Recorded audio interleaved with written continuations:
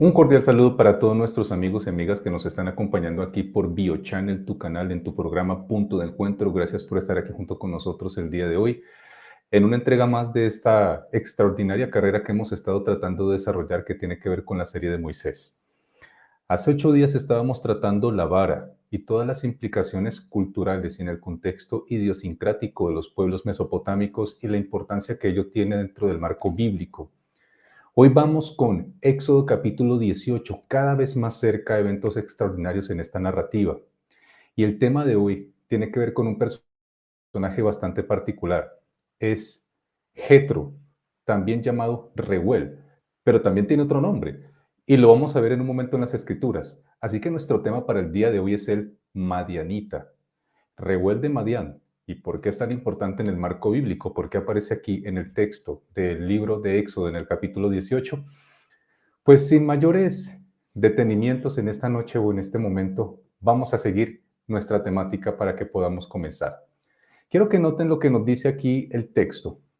Eh, este material que traigo para ustedes, para compartir junto con ustedes el día de hoy, que hace una breve retroalimentación y es sobre la construcción narrativa del libro de Éxodo. La narración es una transición que une la primera parte del libro, la liberación, recuerden ustedes que tiene que ver con el Éxodo, la salida, con la lucha o la pugna entre Yahvé y los dioses egipcios, y la última estancia en el Sinaí.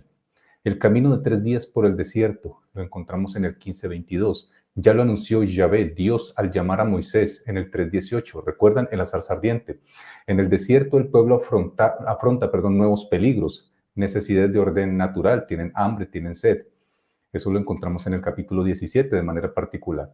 Dificultades típicas de la comunidad, autoridad y poder empiezan a poner en duda el liderazgo de Moisés, que es lo que encontramos ahí en la narrativa. Y el ataque en la retaguardia que es infame por parte de los amalecitas, que está registrado ahí en el capítulo 17. Las necesidades provocan la queja del pueblo, empiezan las murmuraciones, Dios entonces se muestra como padre que cuida, alimenta, y Moisés siempre es ese personaje que se encuentra allí a la vanguardia, que hace parte como del sparring, como el que está recibiendo toda esa descarga psicoemocional bastante brutal por parte del conglomerado. Y más adelante en la narrativa se convierte en un catalizador, en un mediador.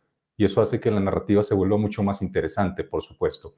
Pero sigamos porque lo que tenemos hoy es una consejería, es un consejo particular, pero nos vamos a concentrar un poquito en la historia de este personaje y quizás sus antecedentes. Dice lo siguiente: y Jetro, sacerdote de Madián, suegro de Moshe o Moisés, oyó todo lo que Elohim había hecho por Moisés y por su pueblo Israel, y cómo Yahvé había sacado a Israel de Egipto.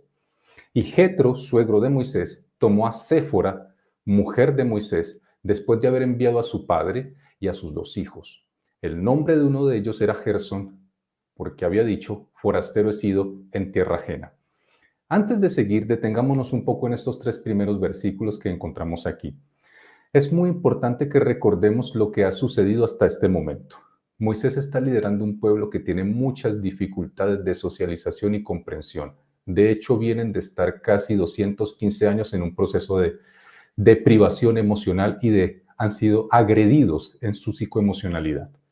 Además de ello, este pueblo tiene grandes dificultades para comprender el liderazgo, y el que está a la vanguardia, el que está guiando este pueblo es Moisés. Jetro, sacerdote de Madián, viene a auxiliar o a acompañar al Señor Moisés. Pero aquí surgen varias preguntas que son realmente naturales cuando nosotros nos podemos cuestionar qué tipo de sacerdote era Jetro. Para ello podemos hacer varias o podemos comentar de varias probabilidades. Entre ellas, la que probablemente este Jetro de Madián haga parte de uno de los hijos de Abraham o de los descendientes de Abraham con su esposa posterior a Sara, que se llamó Sétura, y posiblemente de ese linaje pudiese tener algún antecedente conectado con una simiente específica abrahámica o que conociera al Yahvé de los hebreos. Pero por otro lado, no podemos desconocer que el sacerdocio en el contexto mesopotámico, de manera específica en la península de Arabia, en ese contexto, que era un lugar de tránsito obligatorio para quienes necesitaban pasar para Mesopotamia o devolverse a la parte norte de África o incluso entrar al medio levante mediterráneo, pues el asunto era bastante complejo porque allí existían lo que se llamaban las ciudades, pequeñas ciudades-estado, y las mismas tenían patronos como divinidades que eran diferentes dioses. Que fuese específicamente Jetro sacerdote de Yahvé, pues quizás nosotros desde una perspectiva cristianizada lo podemos asumir. Digo cristianizada porque es la lectura que nosotros hacemos desde el contexto neotestamentario hasta hoy, 2000 años después, en cómo asumimos el registro bíblico. No necesariamente es lo que está pasando en el año 1500 antes de Jesucristo, 3500 años antes de nosotros. No significa que no pueda ser factible, pero tenemos que abrir el abanico para todas las probabilidades respecto a quién realmente era Jetro y cuáles eran sus funciones sacerdotales. Recordemos que en las Escrituras, en el mismo libro de Génesis, encontramos que al menos Raquel y algunas de las esposas de Jacob, hacían parte de la cultura de las divinidades mesopotámicas y cananeas y no necesariamente eran monoteístas. El monoteísmo en este contexto todavía está en proceso de ser construido, no está todavía consolidado en el pensamiento hebreo. De hecho, sería un exabrupto intentar pensar que los hebreos, aun cuando vengan del linaje abrahámico, sean absolutamente monoteístas. El monoteísmo como tal, es decir, la cultura de tener un solo Dios dentro de su religión, costará muchísimo para ser consolidado, quizás hasta posterior del exilio babilónico para el pueblo hebreo. Eso es muy importante que lo tengamos en cuenta. Sin embargo, podemos asumir la postura que este señor Reuel o Jetro sí tenía ciertos conocimientos particulares de quién era el Yahvé de los hebreos y quizás hacía parte de un culto específico que lo adoraba, no necesariamente que fuese su único Dios. Quizás para algunos de los que están escuchando les escandaliza esa idea porque pensamos cuando leemos el texto bíblico que los personajes que están allí relatados hace 3500 años en la Biblia necesariamente hacen parte de nuestras dinámicas religiosas cristianas contemporáneas. No es así. Por ello no te tienes que escandalizar. Las escrituras se encargan de mostrarnos que Dios se internaliza, se incultura en los procesos sociales e idiosincráticos de los pueblos para dejarse revelar. Y es en el tiempo que los conceptos, las doctrinas o cómo nosotros entendemos la religión va creciendo y va progresando. No es solamente de un lapo, como se diría en buen coloquio colombiano. Así no funciona. Tenemos que entender ello. Pero sigamos leyendo, porque aquí tenemos aún más de quién es este personaje. Miremos qué más nos dice. Vamos a ver qué nos dice este libro que sí tiene que ver con el Pentateuco, las Haftoras del hebreo, del texto hebreo en el inglés, un comentario de traducciones al inglés. Es muy interesante. El Pentateuco, las Haftoras en el texto hebreo, un comentario traducido al inglés, muy interesante que encontramos aquí. Dice la palabra Jetro significa su excelencia. Quiero que noten, este es un comentario que hace el rabino Herbst en sus Haftoras y en sus comentarios al Pentateuco y a los versos hebraicos de la Torá, que están obviamente primeramente en su traducción o en su versión original, edición en inglés, y que tenemos aquí la traducción para nosotros el día de hoy en español. La palabra Jetro significa su excelencia y puede ser considerada como un título portado por el sacerdote o jefe de Madián, padre de las pastoras. ¿Cuáles pastoras?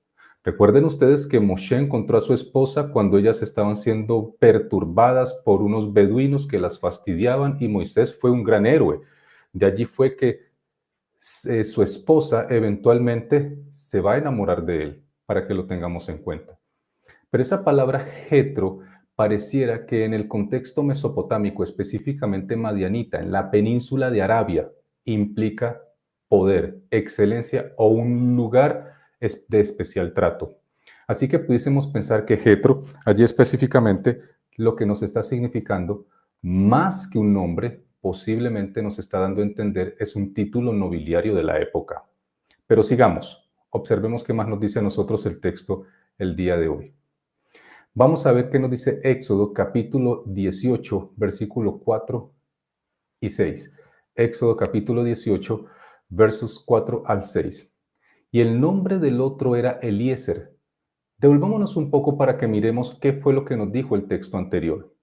En el texto anterior de Éxodo 18 nos decía, Jetro, su suegro, el suegro de Moisés, tomó a su hija Séfora, mujer de Moisés, y a sus 2 hijos, quiero que pongan atención a este punto que es muy interesante.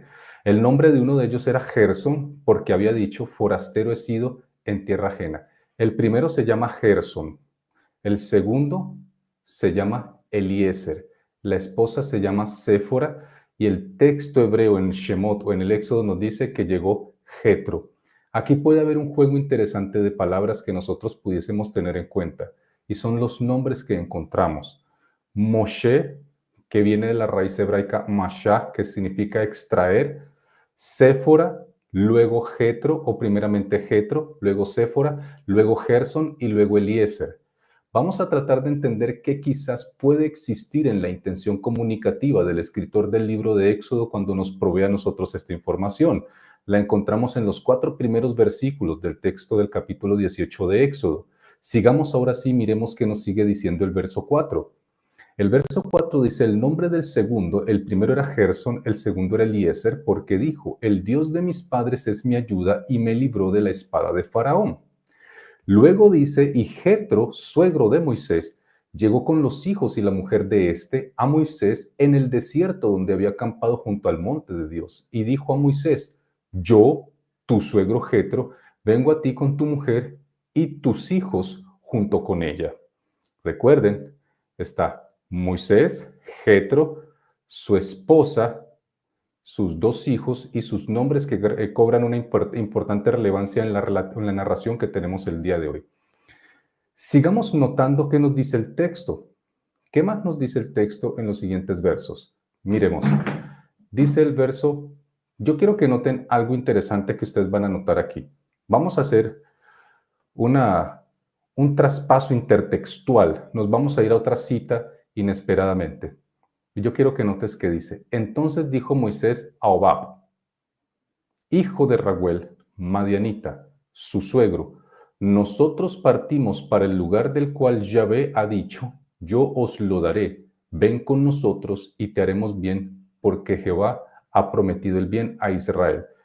En este texto encontramos que lo que nos está diciendo es que Moisés está invitando a Hobab para que lo acompañe, y el texto en Números 10:28 nos dice a nosotros que Hobab es hijo de Raguel madianita, su suegro. Esto es bastante interesante, porque quizás tú dirás, bueno, aquí lo que nos está diciendo es que es un hijo más de un tal Raguel que es madianita y que ese Raguel eventualmente es el suegro de Moisés. Pero ¿qué tal si yo les dijese que esta contabilidad interpretativa no necesariamente es tan sencilla como nosotros pudiésemos creer? Es probable que lo que esté pasando aquí sea un poco más complejo de lo que solemos pensar. Para ello, quiero que noten, teniendo en cuenta este nombre Hobab que ustedes están viendo aquí, lo que nos proveerá la siguiente información. Noten lo que dice el libro de los jueces en el capítulo 4, en el verso 11, y ténganlo en cuenta en el proceso comparativo con el verso anterior que estamos trabajando. Jueces 4:11, y Heber, ceneo, de los hijos de Hobab, suegro de Moisés, se había apartado de los ceneos y había plantado sus tiendas en el valle de Saanaín, que está junto a Cedes. ¿Sí lo estás notando?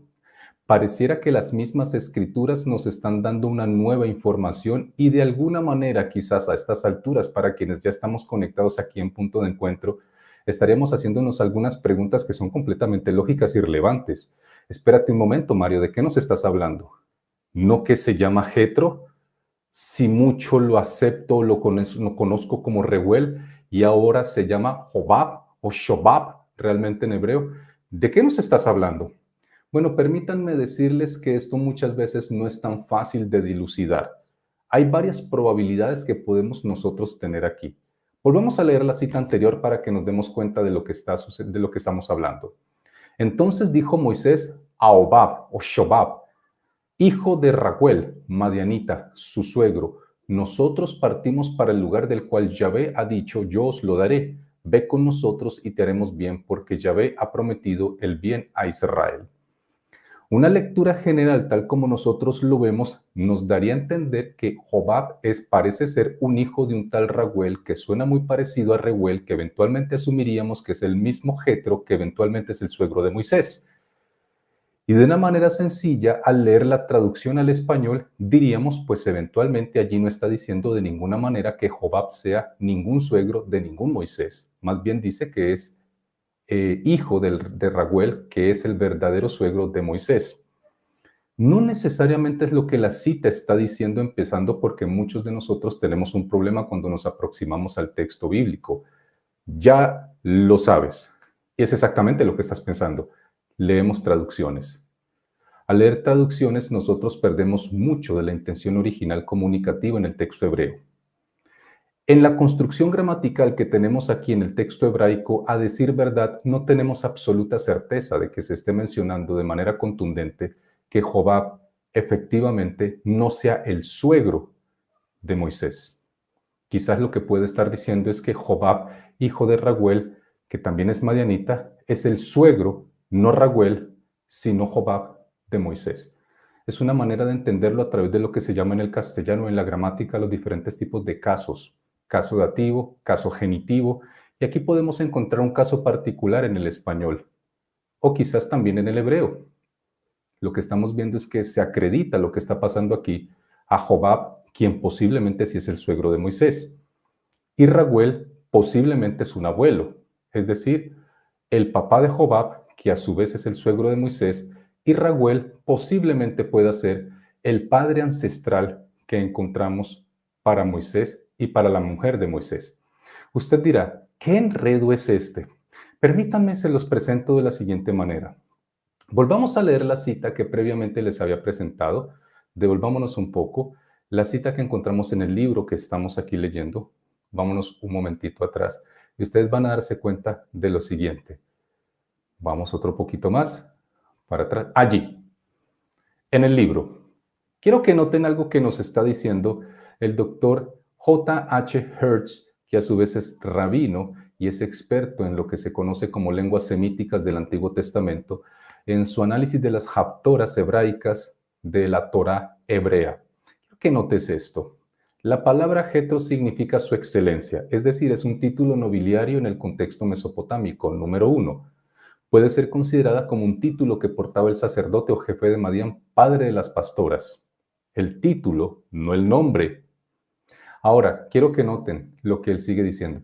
Hay un uso frecuente de la palabra padre en las escrituras.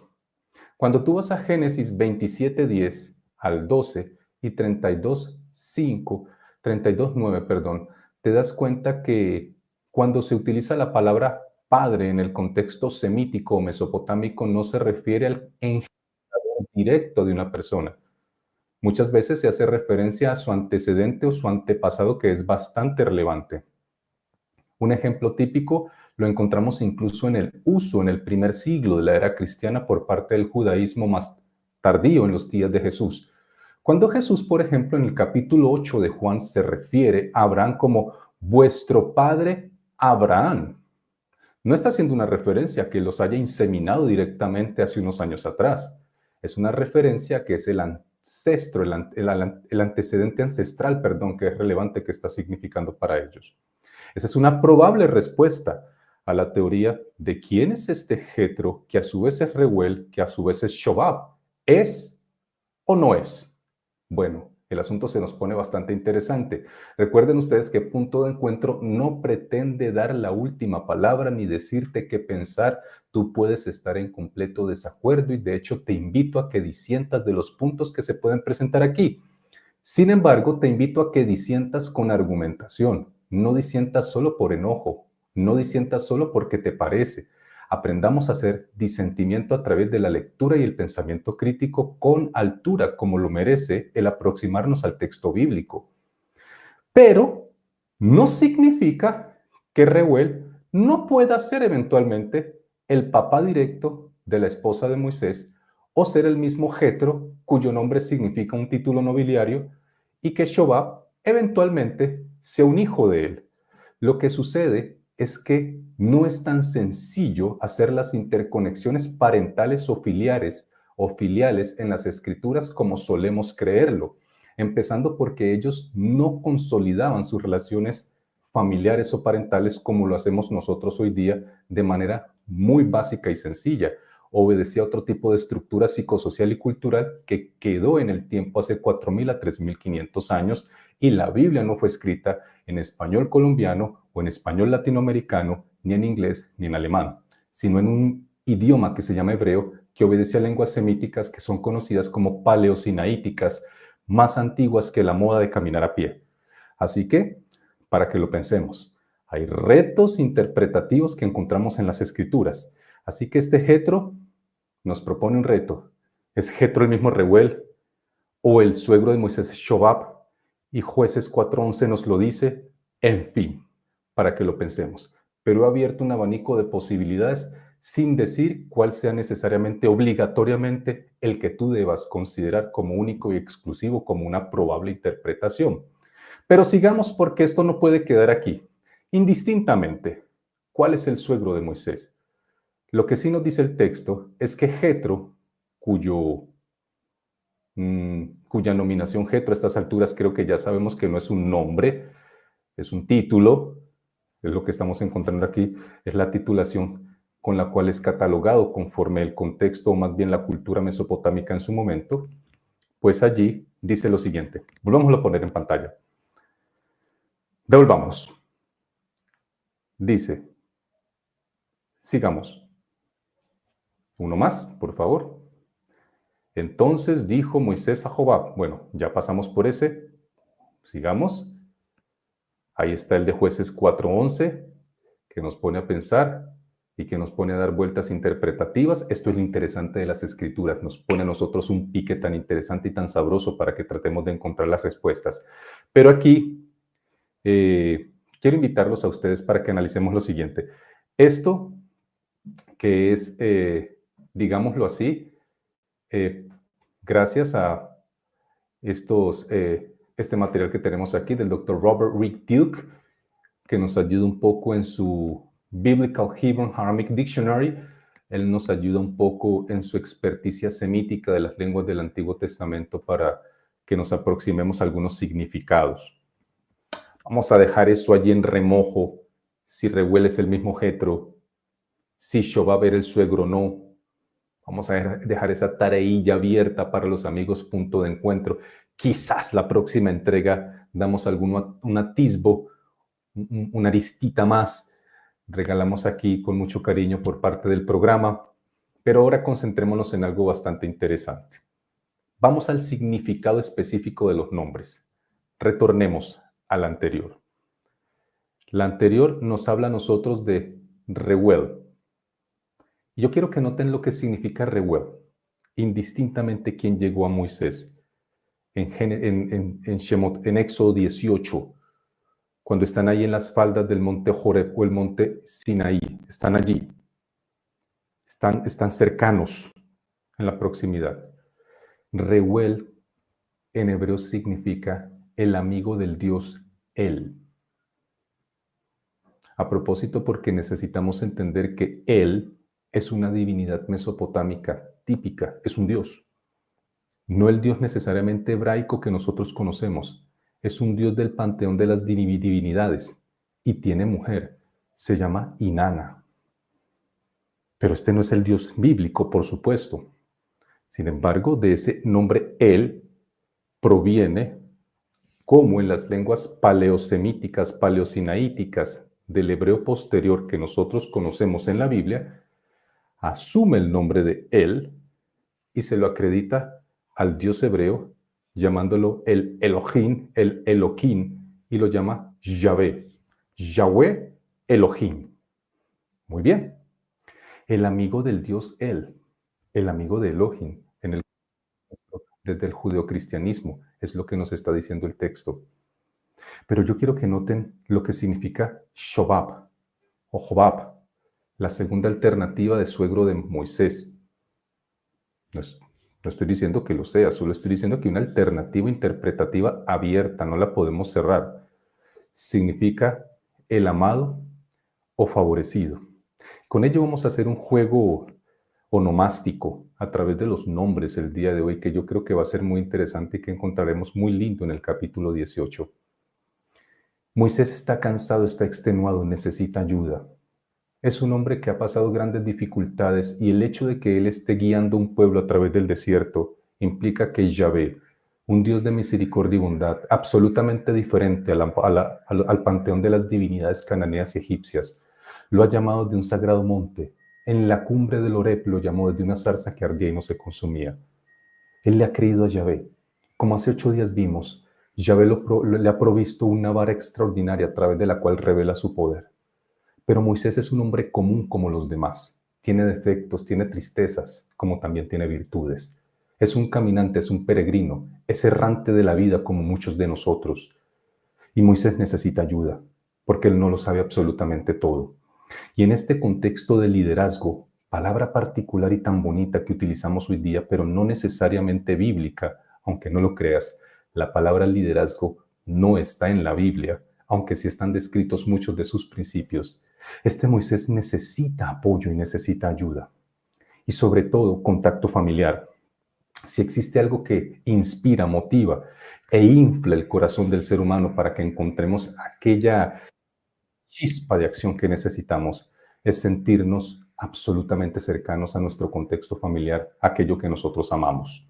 Eventualmente, el libro de Éxodo, capítulo 18, nos dice que Reuel o Jetro llegó con sus hijas, perdón, con su hija y con los hijos de Moisés.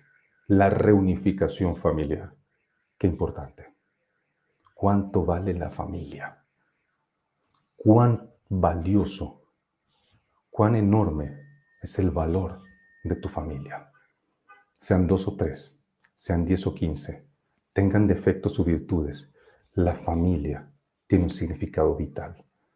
Parece que aquí, en la intención narrativa del escritor del libro del Éxodo, es importante que se note que necesitaba ese empuje psicoemocional, la aparición, la reintegración, la reunificación familiar. Y Dios lo sabe. Y por eso llega el suegro de Moisés con su familia. Pero quizás como un mensaje cifrado desde el hebreo, nos va a dar el nombre de Jetro, nos da el nombre de Moisés, nos da el nombre de su esposa, Séfora, nos da el nombre de Eleazar y nos da el nombre de su hijo Gershón o Gersón. Vamos a analizar esos nombres. ¿Qué les parece? Y nos van a ayudar un poquito a entender qué es lo que pasa acá. Para ello, noten lo que significa, por ejemplo, devolvámonos un ratito, un momentito al anterior. Reuel, el amigo de Dios. ¿Quién llegó? Reuel, el amigo de Dios. ¿Cómo se le llama a Reuel? Se le llama ¿cómo? Se le llama Jetro. ¿Y se acuerdan ustedes qué significa Jetro? Su excelencia. Llegó alguien que es considerado con un título nobiliario. La excelencia ha llegado. La excelencia ha llegado, pero no ha llegado sola. ¿Cómo llegó la excelencia? La excelencia llegó con su hija, que se llama Sífora. Vamos a ver qué significa Sífora, que es bastante interesante. Cortesía Robert R. Duke. Sífora. Oye, esto que es interesante, que a veces cuando no tenemos las traducciones hebraicas se nos pierde mucho el significado. Libre como un pájaro. ¿Se está siguiendo la idea? Estamos haciendo una sumatoria onomástica. Ustedes dirán, Mario, con sus palabras raras otra vez. No, no se preocupen. Sumatoria vamos uniendo. Onomástica, nombres. Vamos uniendo los significados de los nombres para que encontremos qué es aquello cifrado que quizás encontramos en el capítulo 18 del libro del Éxodo que se nos pierde al no conocer la traducción. Eso es todo. Hagamos la sumatoria de los significados preciosos de los nombres de la familia que es reintegrado, un hombre que está necesitado de afecto y de inyección psicoemocional, y quizás encontramos algo precioso que está oculto entre líneas en la intención comunicativa del autor. Sífora, libre como el pájaro. ¿Quién la trae? El que trae la excelencia. ¿Quién es? Jetro. El que trae la excelencia, Jetro, trae a Sífora, que es libre como un pájaro. Y no la trae sola, la trae con Gershón, que es el peregrino, el exiliado. Y no viene solo, viene con su hermano. Viene con la ayuda de Dios. Él Yeser. Cuando Elohim ayuda, significa. ¿Sí lo están notando? ¿Quién llega? Jetro. ¿Y qué significa Jetro en hebreo? Excelencia. ¿Con quién llega? Con Sífora, la esposa de Moisés. ¿Y qué significa? Libre cual ave, libre como el pájaro. Y no llega sola. ¿Con quién llega? Con Gershón, que significa que el peregrino, el exiliado, el que no tiene lugar específico, el que vive en las carpas, el beduino, el nómada, el que quiere raíces pero no las encuentra, pero Yahvé viene por él. ¿Por qué? Porque el peregrino no llega solo, llega con él y Eser, que significa cuando Yahvé, cuando Elohim, perdón, ayuda. ¿Quién era Moisés? Un hombre perdido, un pájaro peregrino, un hombre que estaba disminuido y dolido y escondido en la península de Madián, específicamente en la península de Arabia, porque tenía temor, pero encontró una familia. Yahvé lo está enseñando a ser libre como las aves, porque ese es su peregrino, el que andaba con las cabritas y las ovejas de un lado para otro y no sabía qué hacer muchas veces con ella. Quizás en su corazón, en el fondo de su conciencia, él sabía que tenía un propósito superior, pero tristemente se sentía sin un propósito específico, o quizás conocía que pudiese tener un propósito más elevado, pero el dolor de sus errores en el pasado, las manchas de sus errores, le hacían quizás pensar que no era merecedor de algo mejor. Pero Yahvé le dio una familia. Le dio una familia con un hombre cuyo título era Jetro, lo llevó a la excelencia. Lo hizo encontrar una mujer maravillosa, Sípora, la mujer que era un ave, era libre, quizás para que lo enseñara a volar, para que le enseñara a extender las alas a un hombre dolido y herido, con un talento extraordinario, pero que no sabía cómo encontrarlo. Y de ese amor surgen dos hijos, y los nombres serán el peregrino, como si al ponerle el nombre Moisés estuviese transmitiendo ese dolor que siempre había tenido. Es que no encuentro mi lugar, es que estoy como un paria del destino, no puedo encontrar dónde asentarme y las raíces no me nacen. 40 años estar en el desierto en esas características y con ese dolor. Pero al fin, su otro hijo se llama Eliezer, porque Yahvé dice, no sufras más, mi muchacho, no sufras más, Moisés, sube al monte Horeb. Tengo un mensaje para ti desde una zarza que arde pero no se consume. La ayuda de Yahvé ha llegado. Lo estamos notando.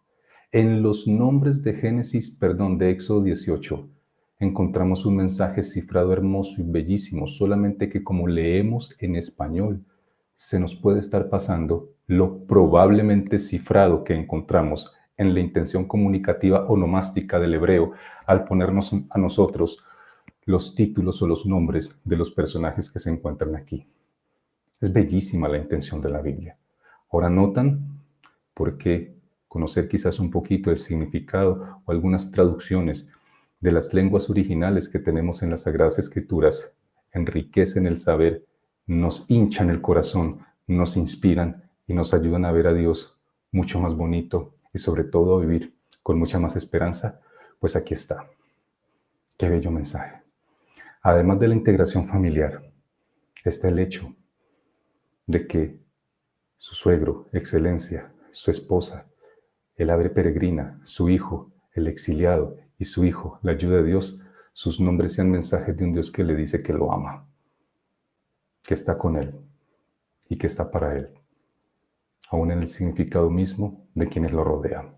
Qué importante es para Dios la familia y cuán importante ha de ser para nosotros. Quizás algunos no la valoramos o no la valoran como lo merece, pero Dios sí lo hace.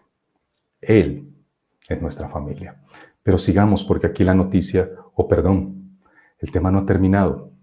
Sigamos porque tenemos aún más para ustedes aquí en Punto de Encuentro en esta entrega tan especial, el Madianita. Entonces Moisés salió a recibir a su suegro, se puso sobre su rostro y lo besó y se preguntaron el uno al otro por su salud, cómo se encontraban, aquí hay intimidad, y entraron en la tienda para seguir en su proceso de conversación. En ese proceso Moisés le relató a su suegro todo lo que Yahvé le había dicho, o más bien había hecho junto con él ante Faraón y a los egipcios por amor de Israel. Moisés está haciendo una transmisión emocional de los logros con este Dios que es extraordinario. Pongámonos un poquito en contexto. Hace 3.500 o 4.000 años, un hombre que está caminando por las tierras desérticas del desierto de Madián y llegando a las faldas o postrimerías o cercanía del Sinaí, que ha atravesado varias poblaciones, las divinidades y los diferentes dioses hacen parte del concepto natural y el paisajismo.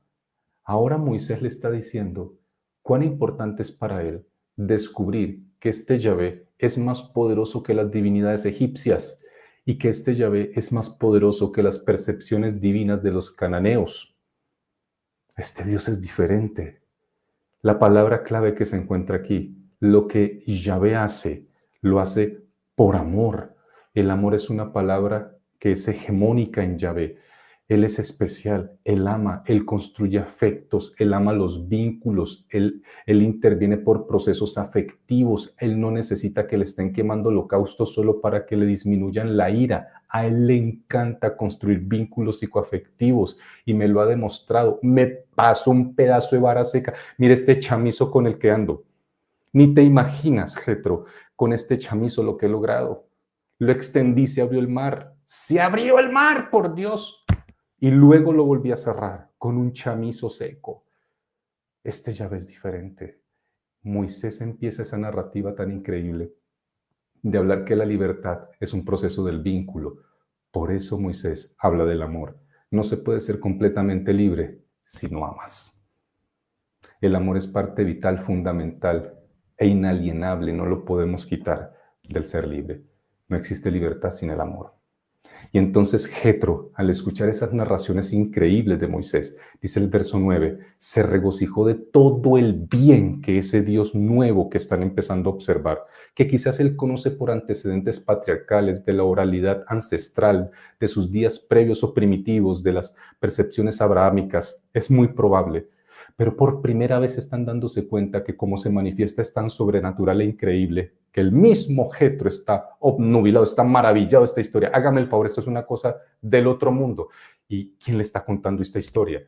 Moisés. Se regocijó Jetro de todo el bien que ya había hecho a Israel, que lo había librado de la mano de los egipcios. Este Dios libera por amor. No te sé explicar, Jetro, pero en el momento en que yo decidí vincularme y ser recíproco, que haya contraprestación de diálogo, que yo cabildeo con él, me siento a conversar con él, es que esto es una maravilla. Él me responde. Esto no es una estatuilla, esto no es un pedazo de madera, no es un palo seco, esto no es un pedazo de piedra. Este es real, se manifiesta portentoso. La bendita zarza arde, arde y no se consume. Y el palo o chamizo con el que ando hace cosas increíbles, hasta saca agua de las rocas. En Meribá lo logré. No te lo puedo creer, Moisés. ¿A quién has encontrado? Al verdadero Dios, entre tantos que son mencionados y adorados en el sistema de divinidades cananeas y egipcias. Este es diferente. ¿Y por qué lo amas, Moisés? Porque es cercano. Nunca había sentido una intimidad como se puede sentir cuando se está cerca de él. No amas por dinero ni por logros, ni por favores.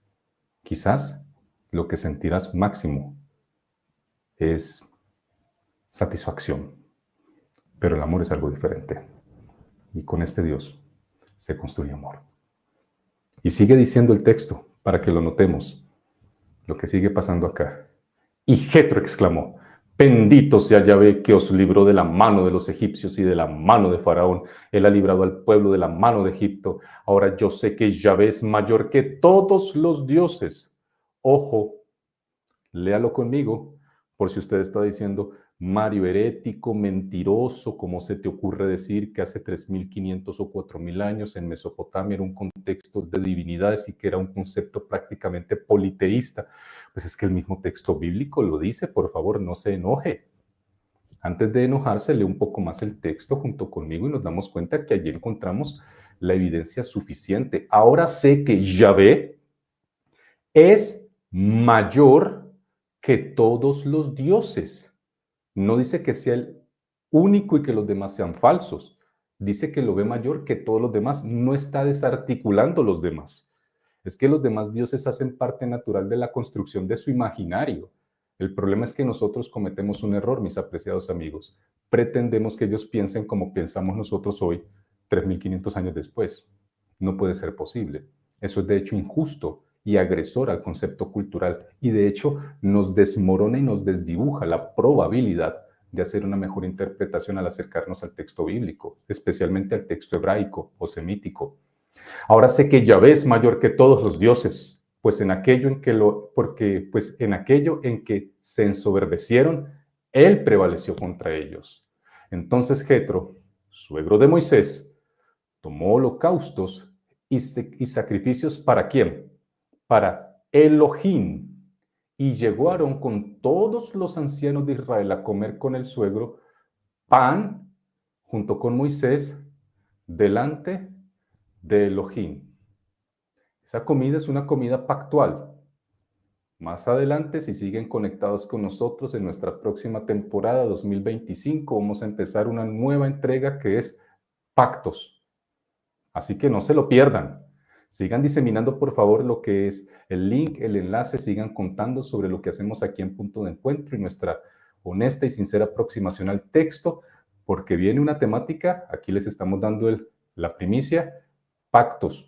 Vamos a empezar con este tema después de esta hermosa temática que hemos estado trazando de Moisés. Ellos se sientan a comer junto con Aarón en honor a Elohim y con Jetro en los holocaustos que hacen, comidas pactuales.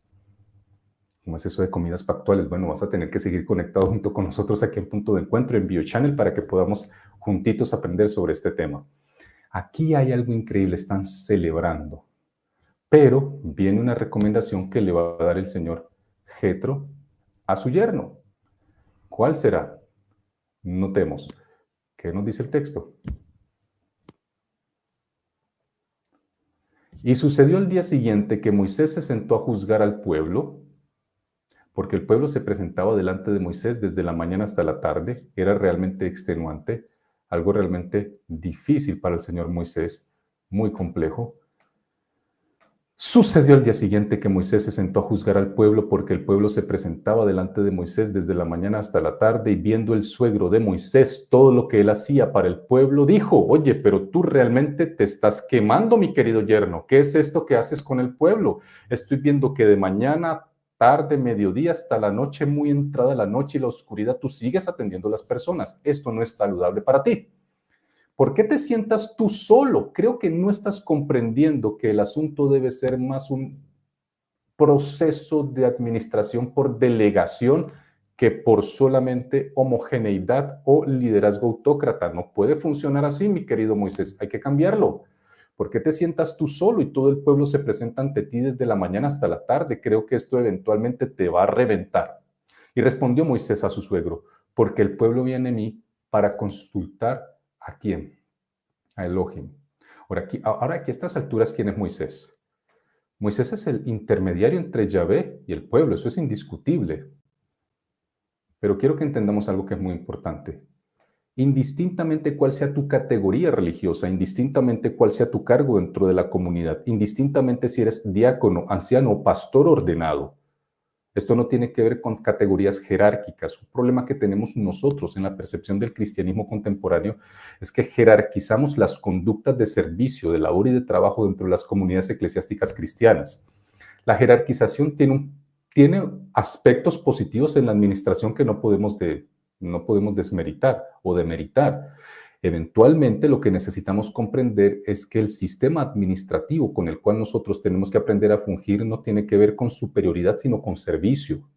La Biblia lo dice de manera categórica, puntual e inalienable. El que quiera ser primero, que sea el último. ¿Qué cuento de que te estén trayendo aquí el jugo, que te estén abanicando, que te echen aire o que te estén echando aire? Que si no te dicen pastor te enojas. ¿Quién te has creído? Necesitas asumir las cosas de manera tranquila. El servicio, la comunidad, el respeto, el afecto, la cercanía, la creación de vínculo.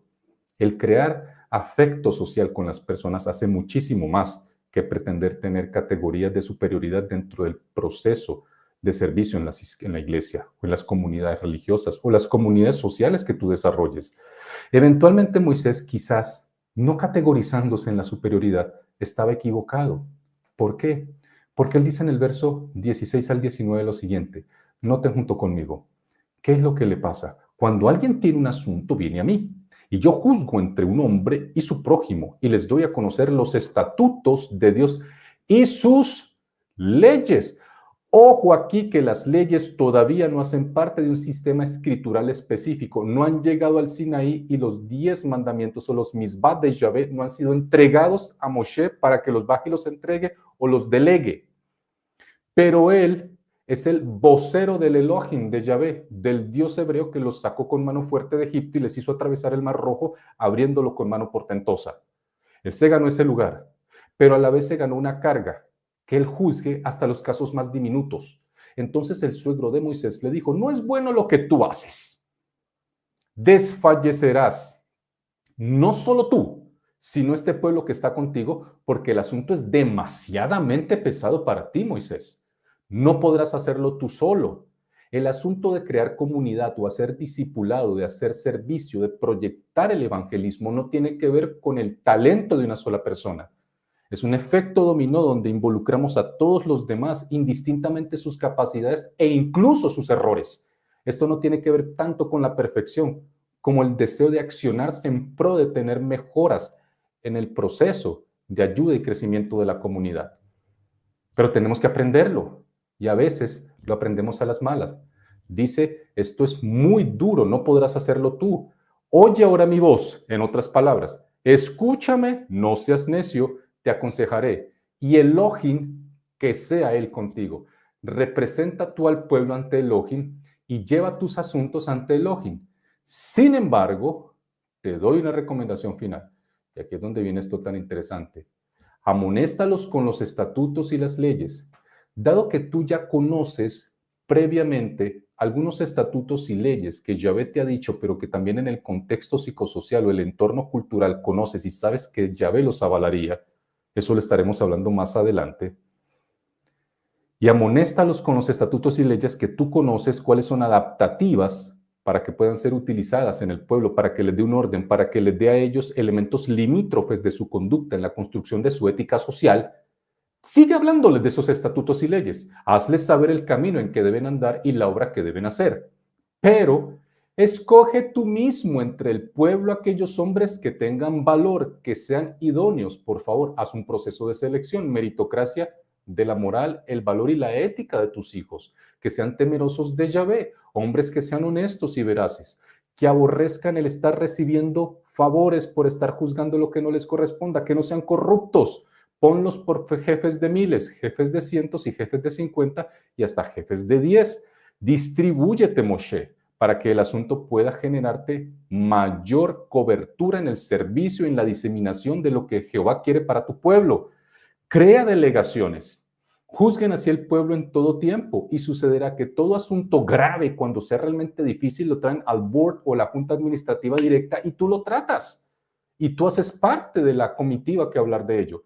Pero todo asunto sencillo, confía en las personas. Las personas pueden hacerlo. No será perfecto. Por el hecho de que tú estés constantemente haciéndolo, no lo va a hacer perfecto. De hecho, lo va a demeritar y lo va a retroceder. No es posible que tú estés en todas partes. Estás jugando a lo que no eres Dios. Todo asunto sencillo lo juzgarán ellos, quienes hacen parte de tu equipo de trabajo, de tu board directo para que trabajen junto contigo, pero sobre todo algo importante, aligera la carga sobre ti y que la compartan contigo. Aligera la carga sobre ti y que la compartan contigo. Esa es la frase con la que yo quiero que en esta noche, querido amigo, aquí en Punto de Encuentro, amiga, vayas con tu almohadita y la meditas.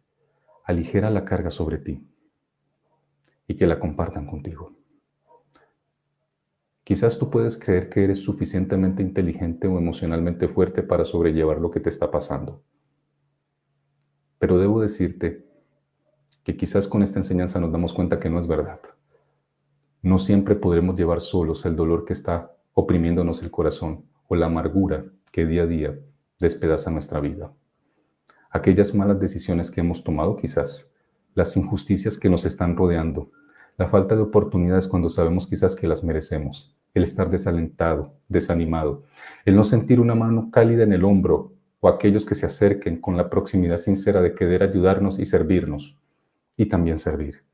Muchas veces tú y yo, tenemos que aceptarlo, nos sentimos solos. Sentimos que no estamos siendo comprendidos o acompañados. Y Dios te dice, quiero que leas esta cita. Aligera la carga, aligérala.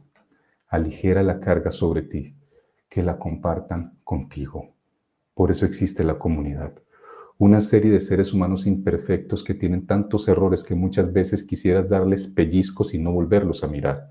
Pero será en su imperfección y en su dolor, en sus tristezas y muchas veces en sus desavenencias o en sus torpezas o tonterías, donde entenderás que somos precisamente eso, seres humanos. Que en última instancia es en el perdón, en el afecto, en la empatía, en la comprensión, en la construcción social, en el vínculo, en la reciprocidad, donde podemos ser felices. No es en el aislamiento, no es la alienación, no es el irme a una esquina solo o salirme de la comunidad. Necesitamos los unos de los otros. No existe tal cosa como independencia emocional. Yo no sé a quién se le ocurrió el disparate de decirle a las personas que sean independientes emocionales. Lo que sí existe es el manejo emocionalmente apropiado y espiritualmente inteligente de mis afectos. Y Dios dice, si te aproximas a mí, si soy primero en tu vida, quizás aún puedas equivocarte, pero cada día serás mejor. Quizás si te acercas a mí, aún puedas tener tentaciones, pero cada día serás más fuerte. Si te acercas a mí, te abrazaré tan fuerte que no te voy a soltar y querrás hacer parte de quienes están cerca a mi pecho en un abrazo cálido y tibio que dice que los amo y nunca te querrás ir, porque entenderás que les amo y que les invito a que construyan lazos afectivos y sociales en los contextos más complejos, que se perdonen los unos con los otros, porque son imperfectos. Amo tu personalidad, aunque muchas de tus decisiones son dolorosas y me lastiman, pero estoy viéndote más allá de lo que quizás tú te imaginas que puede llegar a ser. Eres tan importante para mí. Aligera tu carga, aligérala. Yo ya la sufrí por ti. Tu carga también es mi dolor. Ponla sobre mis hombros, pero también lleva la mía. Y la mía tiene que ver con afecto, respeto, reciprocidad, cercanía, pero sobre todo la palabra clave, vínculo. Vincúlate conmigo. Aprende que estar conmigo lo es todo, porque separados de mí, nada podéis hacer. Apreciado amigo y amiga en esta noche, no sé qué es aquello que te tiene solito, enajenado, triste, distante o alienado en una esquina, sintiéndote quizás sin sentido, sin valor. Quizás te dejaron caer y estás lastimado o lastimado. Quizás tienes una lastimadura como dama, quizás una herida grande como hombre, no lo sé.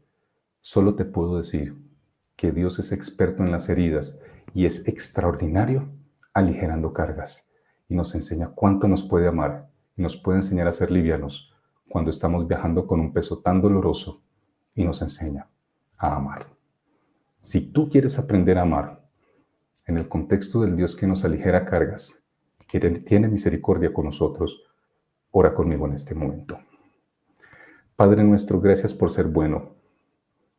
Gracias por ese mensaje de unificación familiar que le enviaste a Moisés, por los nombres cifrados y extraordinarios que están allí en el texto de Éxodo respecto a quién es Moisés.